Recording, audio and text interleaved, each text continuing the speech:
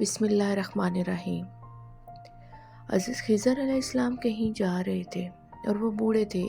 ان کے پاس کسی قسم کا ساز و سامان یا رقم بھی نہیں تھی، بالکل خالی ہاتھ تھے۔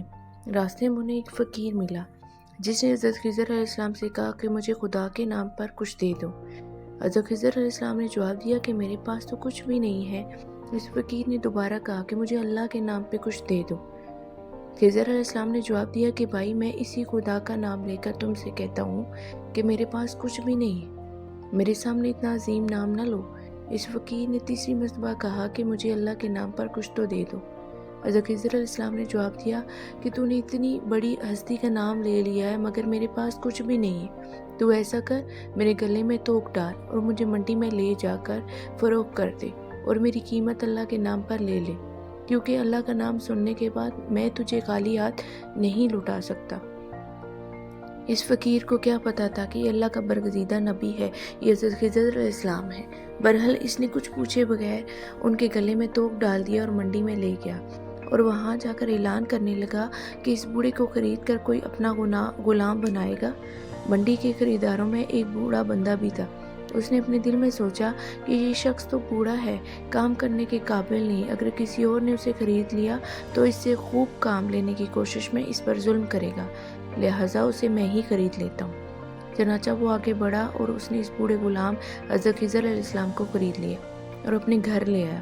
خضر علیہ السلام نے اپنے آقا سے پوچھا کہ جناب کوئی کام بتائیں تاکہ میں اسے کر دوں۔ اس نے کہا کہ آرام کرو، کوئی کام نہیں۔ بہت اصرار پر اس نے کہا کہ اس کونے میں جو پتھر پڑے ہیں انہیں اٹھا کر حویلی کے دوسرے کونے میں ڈال دو۔ آقا نے سمجھا کہ غلام بوڑھا ہے، ایک دو پتھر اٹھانے کے بعد تھک جائے گا اور آرام کرے گا اور یوں کئی دن اس کو اس کام میں لگ جائیں گے۔ کچھ دیر بعد وہ آقا واپس آیا تو سارے پتھر حویلی کے دوسرے کونے میں پڑے تھے۔ وہ حیران رہ گیا، یہ کیا ہوا کہ اس بوڑھے نے کئی دنوں کے کام کو اکیلے چند گھنٹے میں کر لیا۔ اس نے حیران ہو کر پوچھا کہ تم کیا چیز ہو اور کون ہو؟ انہوں نے جواب دیا کہ جناب میں آپ کا غلام ہوں۔ کافی دنوں کے بعد اس بوڑھے آقا نے کہا کہ یہ دیوار بہت پرانی اور پوسیدہ ہو چکی ہے، اس کو گرا کر نئی دیوار بنا دو۔ یہ کہہ کر وہ آقا ایک کونے میں چھپ کر بیٹھ گیا تاکہ وہ دیکھ سکے کہ بوڑھا کیسے کام کرتا ہے۔ چنانچہ حضرت خضر علیہ السلام نے پرانی دیوار گرائی، گارا بنایا، پھر ایک پتھر کو گارا لگا کر دیوار بنانے کے لیے رکھا اور پھر یوں پتھروں کو اشارہ کیا تو پتھر ترتیب سے دیوار پر لگنا شروع ہو گئے اور پھر آنن فانن دیوار کھڑی ہو گئی۔ بوڑھا مالک دوڑ کر آیا اور ان سے پوچھا کہ آپ کون ہیں؟ انہوں نے جواب دیا کہ میں آپ کا غلام ہوں۔ اس بوڑھے آقا نے کہا کہ خدا کے لیے مجھے بتائیں کہ آپ کون ہیں؟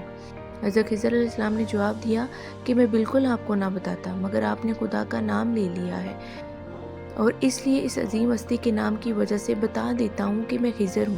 وہ بوڑھا ڈر گیا کہ آپ اللہ کے پیغمبر ہیں، مجھ سے گستاخی ہو گئی، بس آپ آزاد ہیں۔